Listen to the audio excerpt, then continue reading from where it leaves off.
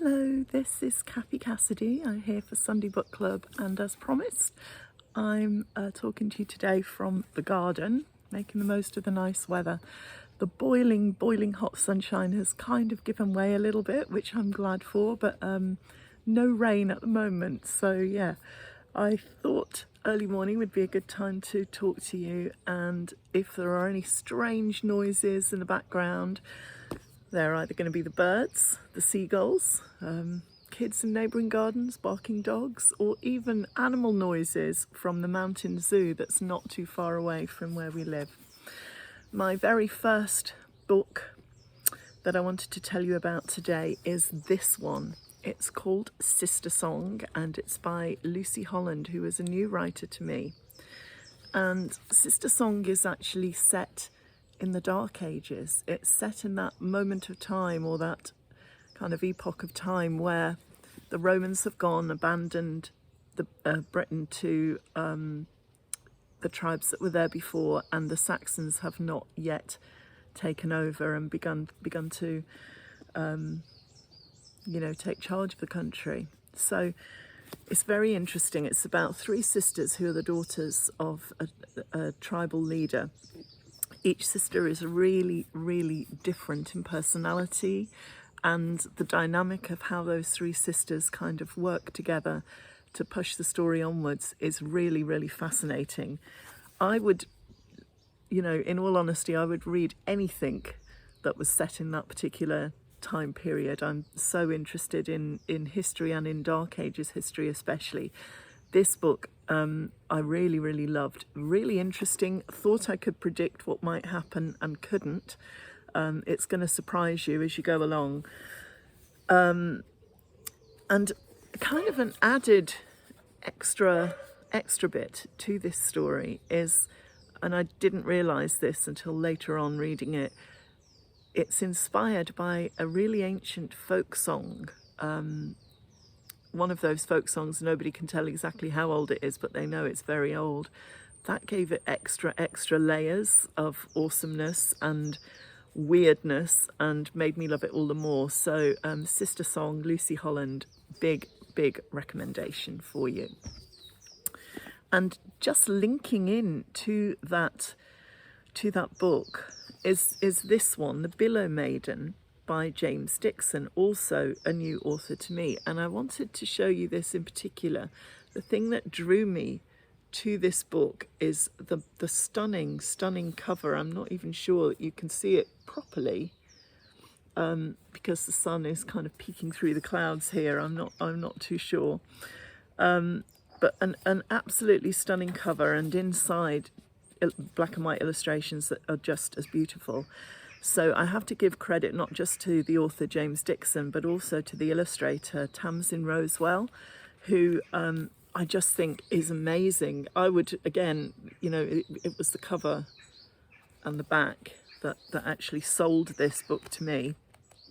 I saw some images of it online, and I had to get hold of it and read it. And I was really, really glad. I'll just show you a little bit of one of the inside black and whites as well. I was so glad that I did. It's a children's book. It's a kind of middle grade, I'd say, kind of 9 to 12 age group. It's one of those kind of coolly classic books that could actually be set in the present day, but could equally perhaps be set, I don't know, in 1950 or 1970 or 1980 or 90. It's got that strangely timeless feel about it, and partly perhaps that's because it's set on a Scottish offshore island, which gives it a whole otherworldly kind of feel, but also because the present day doesn't really matter as much as the action that's taking place in the story, which is that two friends, very, very different backgrounds, find a very strange woman, and they're trying to help this woman and trying to solve her mystery and her kind of issue. And that mystery takes you into the world of mythology and legend and all sorts of awesome stuff like that. So yeah, I loved this. I thought it was really, really interesting. A great read, a beautiful read as well, because of the artwork that kind of, you know, set it all up for me. So the Billow Maiden from Guppy Books, James Dixon, Tamsin Rosewell, loved it, and this again is going to be a great present to give to people later in the year. And while we're on the subject of children's books, here's one for kind of the older middle grade, or, you know, young kids at secondary school. You'll see from this that I've actually got a proof copy of the book, which means that the book was sent to me before it's actually published. It won't be out until October, and I thoroughly recommend anybody with sons or daughters, but daughters in particular, from the age of maybe about 10 to 13, check this book out, because I think it's not only a really banging read, it's fantastic, but also it has a really important message. So the book is Hazel Hill is Going to Win This One. It's by Maggie Horn, and yeah, a great sort of young teen or middle grade book, but it is about a girl, Hazel Hill, who is trying to sort out a big problem at her secondary school or her middle school, because somebody is harassing the girls online and causing huge divisions and upsets and hurt, and some of the things that are being said online are really horrible and vile. And if anyone's ever come across that sort of thing themselves, you will know that it's actually quite hard to hit back at somebody who tries to hurt you online. Hazel Hill is not going to just sit back and let it happen. She's determined to sort it out for her friends, and she makes a stand. So it's a great book about standing up for what you know is important and not letting the bullies win. It's got so many lovely things about it that, you know, I don't want to go into detail and give the game away, but a book I think should be in all secondary schools, all middle schools. Yeah, out in October. So the next book is not a children's book, not a teen book, but it's by an author that I really admire, Joanna Naden, who has actually written some amazing middle grade and YA books. This one is for the adult audience, and it's called The Double Life of Daisy Hemmings. Now, it's fair to say that if Joanna Naden brings out a book for adults, I am definitely going to buy it, definitely going to read it, and the proof of the pudding is that it's actually a beautiful hardback book.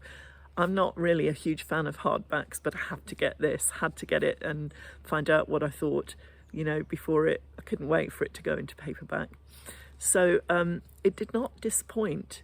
The Double Life of Daisy Hemmings, first of all, has a gorgeous cover, that helps, of course, but it has so many things about a story that are just so seductive and so enchanting to me. It's partly set in the 1980s when the characters are teenagers, and partly set in the present day when they're all kind of living their, you know, their middle of life, kind of getting on with things.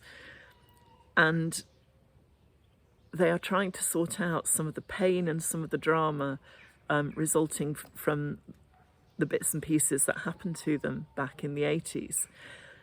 It's beautifully written. It's so well written. It's so evocative. It takes you back to the 80s if you ever lived through it, and if you didn't, you will wish you had if you read this book.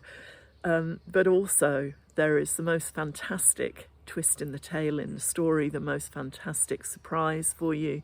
And yeah, Joanna Naden, just brilliant. Love it. And I'm going to finish off the very last book that I want to talk about. It's not a new book at all. And the reason I want to talk about it is quite a sad reason. But since recording the last Sunday Book Club, one of my very favourite author illustrators, Raymond Briggs, has died, and he was a grand old age of 80 something, but he was the most amazing inspiration for me. Part of the reason that I went to art school and wanted to be an illustrator. And his books, you know, I have pretty much all his books, and you will know, if you don't know the name, you'll definitely know the work. The Snowman, Father Christmas, Fungus the Bogeyman, all kinds of fantastic things, and very challenging things too, like When the Wind Blows, a story about what what might happen to ordinary people if we found ourselves in the situation of a nuclear holocaust. So, you know, really, really thought-provoking, never takes the easy option. And my very favourite of all of his books is this one, Ethel and Ernest. It's a book, obviously, written in comic book format, which Raymond Briggs, of course, was famous for. And it's about his parents. It's about how they met, you know, his early life, all sorts of things like that. It's just so beautiful and gentle. And then it kind of moves up to the time when Ethel and Ernest, Raymond's parents, died, and the house is put back up for sale. And every little bit of this book is beautiful and heartrending, and just so loaded and heavy with beautiful love and sentiment, that it kind of isn't just Ethel and Ernest's story. It's not just the story of Raymond Briggs and his parents. It's almost everybody's story of family love and connection. And, you know, you can do that by showing those little details, by showing that people aren't perfect, by showing they have their own ups and downs and prejudices and fixed ideas that can be silly at times.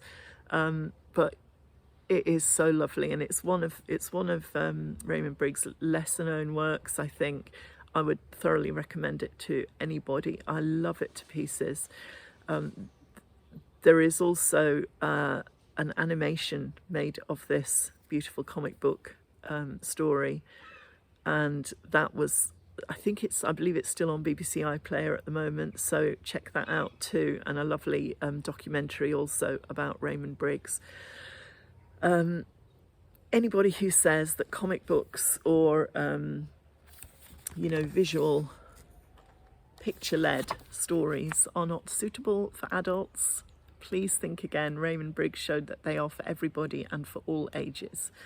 And it's always going to be one of my favourite books. And I'm so very sorry to see the passing of Raymond Briggs, but so very, very thankful for all that he left for us and all that we get to, you know, to share with each other thanks to him. And that's about it for today's Sunday Book Club. You know, it hasn't rained on me. There are some strange seagull, dog barking, mountain zoo type noises in the background, but I kind of love that. Yeah, I'm gonna get on with my day and see if I can get this uploaded before long for you. Please do the same. Drop me a comment and tell me what you think, whether you've read any of these books, whether you've read anything else that you think I ought to know about. I had some lovely comments last week and some really interesting book suggestions, which I definitely will follow up. But I just love hearing from you. Let me know what you're thinking, let me know what you're doing, and thanks for calling in today. I will see you again soon. Take care.